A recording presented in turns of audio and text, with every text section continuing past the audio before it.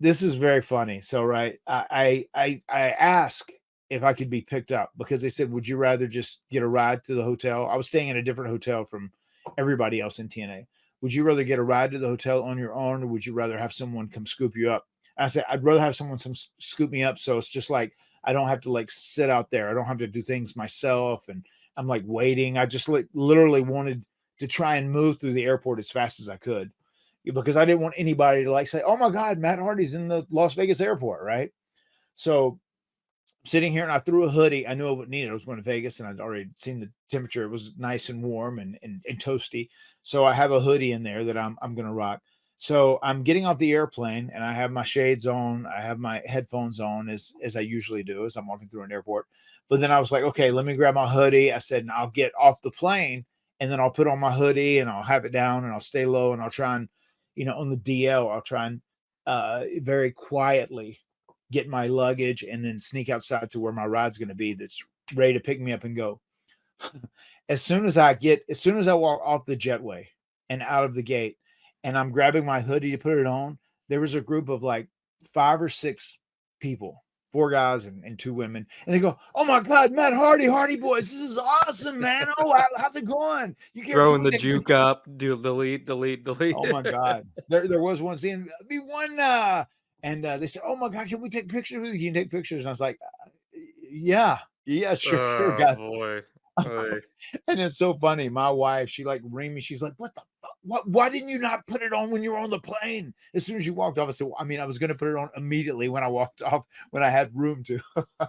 But yeah, I took pictures with those guys, and thank goodness no one posted, and they weren't aware that wrestling was even there. So yeah, I'm just coming to do a couple things in Vegas for a couple days. So Okay. so I was lucky on that front. Interesting. But Interesting. that was a wild moment. Like as soon as I walked off, because all was in my mind, like, okay, I need to get this hood on and pulled over You as should much. have had the face mask, the COVID mask. Yeah, I could have done that too. Yeah, we talked about that. Later I did because I told that story to a couple of the boys. Once I got over to the arena or after my appearance that night. So yeah, man, we we did that. I took pictures with those people. I got my bags and it was great. Like, I had my hoodie on. I didn't look at anybody. I was down like a weirdo. Like I'm sure someone thought I was there to cause damage to somebody or I was up to something suspect. And then I get my bag, slide out, my ride's there, boom, straight away to the hotel, on a hotel where no one else is away. And then we end up going to the show about 5:30ish. The show had been going for a little bit. And then I come in and they take me down this hallway. They moved people out where no one was around. And they did it really good. Kudos to TNA on this too. And then I went to a room with just like one of the management rooms where only a couple people that knew I was going to be there were in there. And then I stayed in that room. Like I wanted to go out and like get a Gatorade or water or coffee. And unfortunately I was able to get someone to go get it for me. I didn't want to walk outside and just say, what if there's someone You that's don't want to working? risk anything. I get it. No, if Yeah. there's someone working security and then they Yeah. text, or even if it was one of the wrestlers and they text Sean Ross Sapp, "Hey, guess what? Matt Hardy's in the building." That's all it takes. And I scrolled through, and it's so funny you said that about vanity searching the other day because I went in and I like put in Matt Hardy and I was scrolling all the way up until I went out just to make sure it never got out. I do it every 15 minutes or so. And it never broke. It never broke online, which is a rarity in this day and age. No, I mean, shoot, I had no idea, like none. And I was just on my Zeter timeline and Yeah. all of a sudden it's like, oh, Broken Matt's here. I'm like, I literally shouted, this motherfucker. It's just like, you gotta be kidding me. And like, I mean, I was very happy for you. Obviously, I was thrilled. And the other day, I was like, man, I didn't even know his hair's that long because I always see you with your hair in the ponytail. Yeah, But yeah. all these wrestling media people and wrestling fans, they contact me. They're like, bullshit. You didn't. You knew. I'm like, no, I legitimately had no idea. What's at SNY? I was at SNY last night. They're like, so when did he tell you? I'm like, he didn't. Like they all just assume that you really.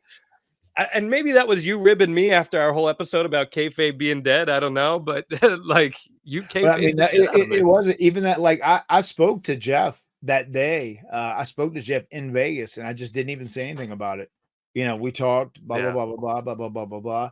and then we did the deal. And it's so funny because then like the next morning, you know, Jeff was already in bed by the time I Oh, was making the debut, whatever. He's up at 4:45 in the morning, right? That's just his ritual now. That's where he's at. And like I noticed I'd gotten a text. I'd been sleeping after I woke up, and Jeff said, "Oh man," he said, "that was cool shit last night, man. I saw it back, you know, on Instagram or whatever." He said that was cool, man. He said glad it went good. You know, and it's just so funny. He's just like so down with it. He gets it, you know. yeah, it was wild. I uninvited you to my future wedding, which of course is not in the books at any point. So when that happens, oh boy howdy, let me tell you. Um, Oh, but yeah, no, it was amazing, man. And just I mean, you were trending number one. Like, it was a big deal, and you came out there. I mean, as a performer, how did it feel to don the broken mat garb again and go out in front of a live crowd and do it? And like the anticipation too of just getting ready to go out there. How'd that all feel? I was gonna say one of the things that is a little nerve wracking. They had a couple guys, one guy that was going to lead me and a guy behind me, like with a light. So it was a pretty long run to where I had to get into the back of the ring and whatnot. And it was just like, oh, holy fuck, you know, we're going through the crowd. Like, I hope no one gets in the way. I hope I don't mow anyone down. I hope someone doesn't trip me, whatever it may be. But it was very smooth. You know, we got there, we had to like come down this way, and then it was like over to the left, and it's the left again into the barricade, boom, and then into the back of the ring. But everything went very, very smooth. It's so funny, but they came out. And there was a couple lights, and you can hear it on the clip a little bit. Yeah, there's a couple So deletes. there's a couple deletes, but there was someone said, "Oh, I heard the first thing I heard. Like once we get out, like right by the crowd, there's a light right flashing. They see me run and say, someone said, "Oh shit, it's broken Matt." You know, which is funny because they can just like probably just see my jacket a little bit Yeah. glowing as I was getting out there and getting into the ring. But yeah, man, it went good. We got in there, we did that, and it was one of those things. I wanted to go well. I was very happy with the reaction. People were very excited by it.